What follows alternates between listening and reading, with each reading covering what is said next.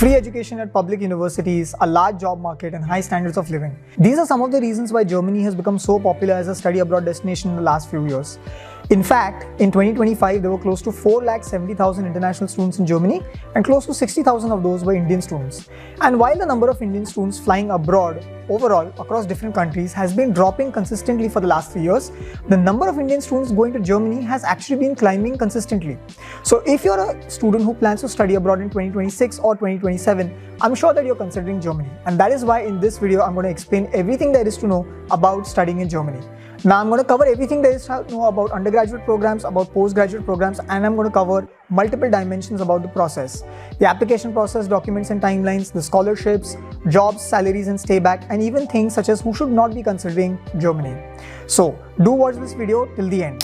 Hi, my name is Amya. I'm a study abroad counselor. I have helped hundreds of students get into the world's top ranked universities. If you're new to this channel and haven't subscribed already, please do subscribe. It will be a win-win for the both of us. So let's begin by understanding the education system in Germany. Now, the education system in Germany is largely very similar to most other Western countries.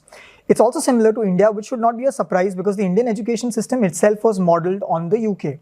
Undergraduate programs are 3 years in duration. Postgraduate programs are mostly 1.5 to 2 years in duration.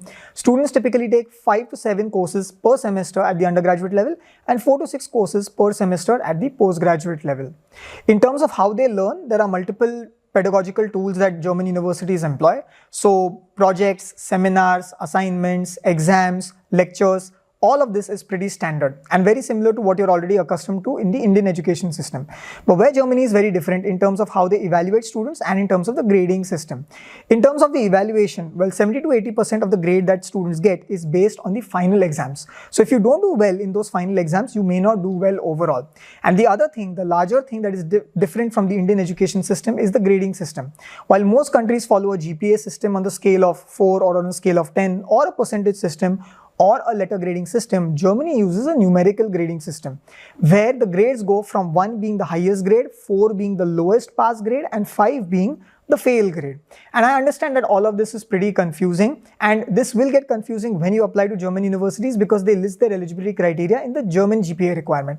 So what I'm going to do is I'm going to share a link to a grade conversion tool in the description of this video. Go check it out. It's a free tool and it's completely accurate, and it is provided by the Technical University of Munich. Now, German universities can be divided as public universities and private universities, but they can also be divided as research universities and universities of applied sciences. Now, while the research universities focus on fundamental research and why students typically need to do a research thesis or a research project to complete their degree, universities of applied sciences have no such requirement and they focus on developing more job-oriented skills. And it might sound like the research universities are more prestigious, and you might be correct in making that assumption, but that doesn't really matter when it comes to getting jobs in Germany. In fact, in Germany, the ranking and reputation of your university doesn't matter when it comes to getting jobs. So you shouldn't choose a university in Germany based on whether it's a research university or a university of applied science. What matters is your long-term career goals and how well the university helps you achieve that goal. So for example, if you want to study something like computer science or AI, which is research oriented, you might want to go to a research university. But on the other hand, if you want to study something like electrical engineering or automotive engineering, and you have no plans of doing a PhD in the future, well, then maybe applying to a university of applied science might be the right choice because they will train you in the right skill set and they will help you network with the right companies. Now, I know that the university shortlisting process for Germany can be quite confusing, which is why I did a whole separate video about how to shortlist German universities. Again, I'll share a link to that video in the description. Go check it out when you have the time. I've taken an example of a sample student using a typical university shortlisting template, and I've actually gone through the DART website showing you how to shortlist universities for Germany. Next, let's take a look at the popular programs to study in Germany. Now, most of the international students who go to Germany to study do so at the master's level, not at the bachelor's level, and language plays a big role in this. While there are only 250 English taught programs at the undergraduate level, there are more than 1500 programs at the postgraduate level. And in terms of what they study, well, 43% of international students actually choose engineering or engineering related subjects. 25% of the students study something like law, social sciences, or economics. Then another 12% of students study humanities, 10% of students study natural sciences as well as mathematics. And by the way, if you're interested in computer science or AI, it falls under natural sciences and mathematics, not under engineering, and that accounts for 90% of what international students study. The remaining 10% of courses are split between niche areas such as veterinary sciences, forestry, agriculture, as well as medicine. So there is an important insight here. The important insight is that at the end of the day, Germany at its heart is an engineering country. And so if you are applying for engineering programs, you will find a lot of options. But if you're applying to any other program area, you might find fewer options than you expect, which is why other than engineering, if you're applying to any other course, not only should you apply to Germany, you should also consider one or other two universities as backup so that you have enough options. Now, when you plan your education in Germany, you aren't just choosing a program or a university, you're also choosing which city to study in.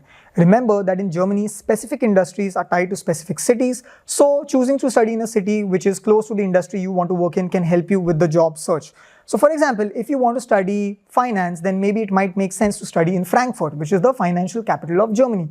Similarly, if you want to study computer science or AI, it might make sense for you to consider Berlin, where 500 startups are launched every single year. And in addition to the proximity to the industry, what you also need to consider is the cost of living, which can vary a lot from city to city.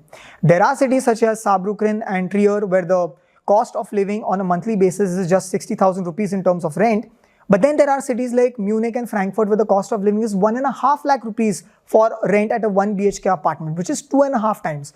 And remember, most of the times when students choose Germany, it is for affordability reasons. So you must take this into consideration when you're choosing which city to study in. Alright, next let's take a look at the application process, documents, as well as timeline. So first, within this section, let's talk about the eligibility for undergraduate programs. Now, if you're an IB or a Cambridge board student who's watching this video, then congratulations, you can directly apply to universities in Germany for undergraduate degrees. But if you're from one of the Indian boards, CBSE, ICSE, or a state board, then unfortunately in most cases you cannot apply directly for an undergraduate program in Germany. Instead, what you need to do is you need to apply for 1 year of preparatory school, which is called as Studienkolleg. So the German education system does not consider Indian high school diplomas to be rigorous enough, which is why they require students from these boards to do 1 year at a preparatory school. Now remember that these preparatory schools have their own entrance exams. So if you're applying to say 5 Studienkollegs, then you need to take 5 separate entrance exams. Once you're selected in Studienkolleg, you spend 1 year over there studying German as well as some other courses related to what major you want to pursue in college.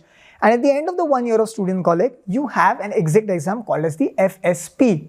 It is on the basis of your score in this FSP exam that you get selected into an undergraduate program at German universities. So this is quite complicated for undergraduate students, which is another reason why most students go to study masters in Germany and not bachelors. And speaking of masters, things are actually more straightforward. So Germany follows what we call as a consecutive master's program, which means that you are eligible to apply for those master's programs in Germany which are similar or related to the undergraduate program that you've studied in whichever country you're coming from. So it may not be possible for students to switch from something like say electronics engineering to computer science, or to switch from say economics to business analytics. Now, in terms of documents that you need to apply to universities, the first set of documents that you require are your academic documents. Again, if you're applying for undergraduate programs, then you need to submit your mark sheets from 10th, 11th and 12th standard. If you don't have your 12th standard mark sheets, that's fine. You can use your predicted grades. If you're applying for a master's program, then you need to provide mark sheets as well as transcripts from the first semester of college till the first semester of the final year of your college. So what do I mean by that? Say you are in a 4-year undergraduate program in India. Well, then you need to submit your transcripts from semester 1 till semester 7. If you're in a 3-year undergraduate degree program in India, you need to submit transcripts from semester 1 to semester 5. Now, along with these academic documents, you also need to submit something called as an APS certificate. This is essentially a certificate that you apply online on the APS India website. The application process is fully online and is pretty simple, but it takes a long time to get your APS certificate, which is why you want to apply for this as soon as you can, well in advance of the application deadlines. Now, in addition to these documents, you also need to take some tests. So first of all, you have your language tests. If you're studying an English language program in Germany, then you need to take the IELTS, score a band 7 or a 6.5 at least to be eligible for most programs in Germany.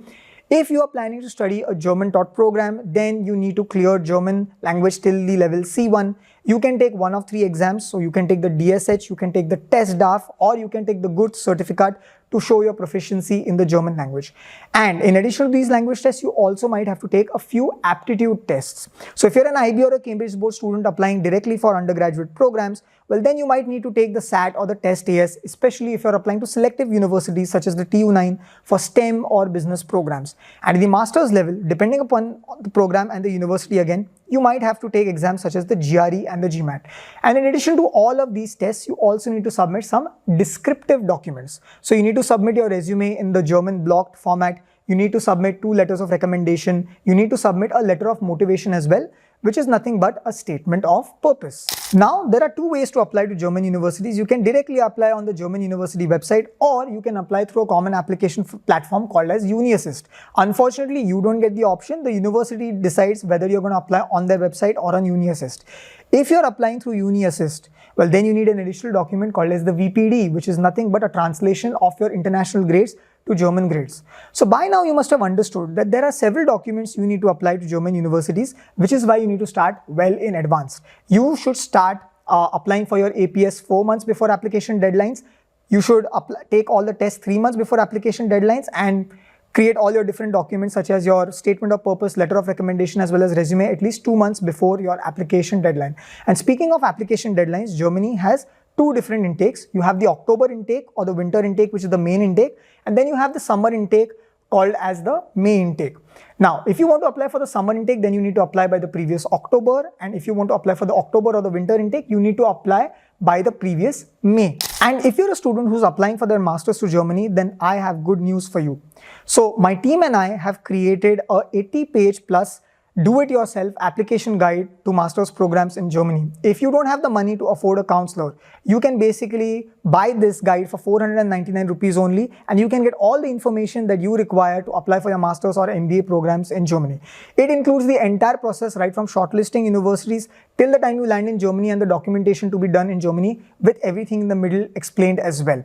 You also have some handy templates for things such as your letter of motivation, letters of recommendation, and resume as well. So do check it out. I'll share a link in the description of this video. So you might have heard that education at public universities in Germany is free. And that is mostly right, but there is some nuance that you must understand. First of all, even if the public university doesn't charge any tuition fee, they will charge a semester contribution which costs you anywhere between 25,000 rupees to 30,000 rupees per semester.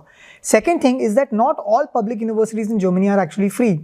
If you look at the public universities in the state of Baden-Württemberg, well, then they do charge a tuition fee to international students, 4 to 6 lakh rupees per semester for undergraduate programs and 6 to 8 lakh rupees per semester for postgraduate programs.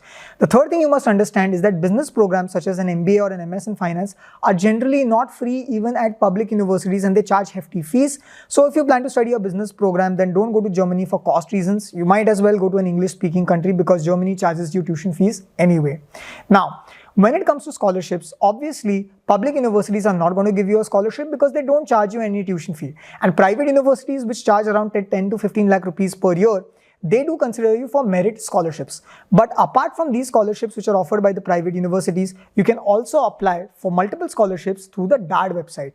If you check out the DAD website, you will see that there are more than 80 scholarships that Indian students are eligible for.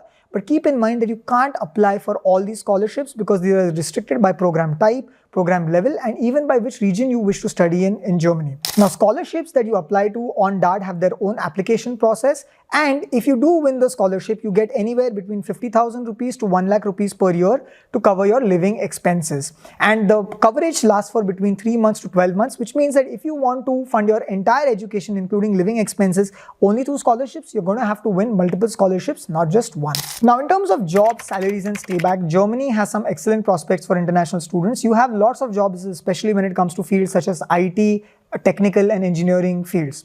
German universities, unlike Indian universities, do not help students directly get a job. They only provide support, which means that they will conduct career fairs, job fairs, networking sessions, and probably help you polish your resume. But for the most part, you need to apply for jobs on your own through platforms such as Indeed, Stepstone, and LinkedIn. A quick hack that I want to tell everyone to get a job in Germany is to get an internship while they're studying and convert that into a full-time job. That is the easiest, surest way to get a job in Germany. Remember that when you're studying in Germany, you're allowed to work for 20 hours per week even when the school is in session or the university is in session. So you can use this time to get an apprenticeship, do well in that and convert that into a job. And if you want to increase the odds of getting an apprenticeship or an internship itself, then well, you need to master the German language at least up till the C1 level, because only half the country actually speaks English in the first place. So students who know German are preferred for jobs over those who don't. Now, while most students in Germany do end up getting a job after graduation, if you're one of the few students who ends up not getting a job, there is no need to panic. You can get a post-study job search visa in Germany, which lasts for 18 months. So you have those 18 months after graduation to actually search for a job. And if you do get a job, then you need to apply for a work visa. Now, typically, undergraduate students start with a starting salary of anywhere between 35 lakhs to 40 lakh rupees, and postgraduate students in their first job typically earn between 45 lakhs to 50 lakh rupees. If you get a job which pays you more than 50,700 euros or roughly 54 lakhs, well then instead of a work visa, you can apply for an EU Blue Card. So what is the advantage of that? Well, first of all, if you're on an EU Blue Card, you can shorten the pathway to your PR in Germany. Typically on a work visa, you need to work for 5 years before you can apply for a PR. But on an EU Blue Card, you can apply for a PR in as less as 21 months. Of course, you need to know the German language at the B1 level to apply for a PR. The other advantage of the EU Blue Card is, with this EU Blue Card, you can also apply to jobs in other countries in the European Union, provided your salary is above the salary threshold of those countries. Now, while salaries in Germany are higher than other Western European countries, taxes are higher too. Germany follows a progressive tax system, which means that the higher you earn, the more you pay in taxes in terms of the proportion of your income. In any case, you should not expect to take home more than 50 to 60% of your pay. Now, that seems like a lot, but I guess you're getting a good deal in return, because you're getting free education, you're getting free healthcare and lots of good public services. So now I want to end the video by explaining who should actually not go to Germany, because it can be very tempting to consider Germany just because they have free education in public universities. There are exactly 4 kinds of students who should not go to Germany. The first kind of student is those who don't want to study the German language. Forget getting a job, you're not going to be able to survive on a day-to-day basis in basic tasks such as getting groceries if you're not willing to learn German up to the C1 or the C2 level, at least within the first year of your education at Germany. The second category of students who shouldn't go to Germany are those students who have poor grades. German universities select students on the basis of their grades, and public universities have a higher grade requirement than private universities. So if you don't have enough grades to get into a public university, then you should not go to Germany, because private universities charge you a tuition fee. So you might as well go to an English-speaking country. The third category of students who should not go to Germany are those students who want to study niche courses such as forestry, agriculture or humanities, because Germany doesn't have those many jobs in these areas. And the final category of students who should not be going to Germany are those who struggle with taking exams. Remember again, 70 to 80% of your final grade in German universities, either at the undergraduate or the postgraduate level, is going to be on the basis of your final exam. Now, you do get 3 attempts to clear this final exam, but if you don't, then you're stuck. So if you struggle with taking exams, you should consider other countries where the weightage for your final exams are less. So with that, that's a wrap on this video. I hope you understood the whole education system in Germany. Thank you for watching. I'll see you in the next one.